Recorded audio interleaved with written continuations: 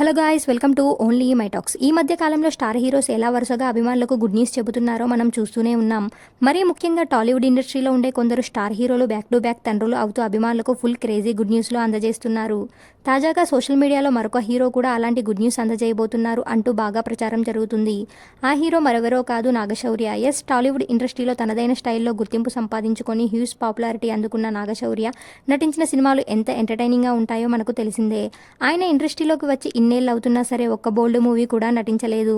బోల్డ్ సీన్స్లో కూడా ఆయన నటించలేదు. అలాంటి పద్ధతి గల హీరో నాగశౌర్య తండ్రి కాబోతున్నాడు అన్న వార్త ఇప్పుడు సోషల్ మీడియాలో బాగా వైరల్గా మారింది. బెంగళూరుకి సంబంధించిన ఇంటీరియర్ డిజైనర్లను పెళ్లి చేసుకున్న నాగశౌర్య త్వరలోనే తండ్రిగా ప్రమోషన్ అందుకోబోతున్నాడు అంటూ బాగా వార్తలు వినిపిస్తున్నాయి.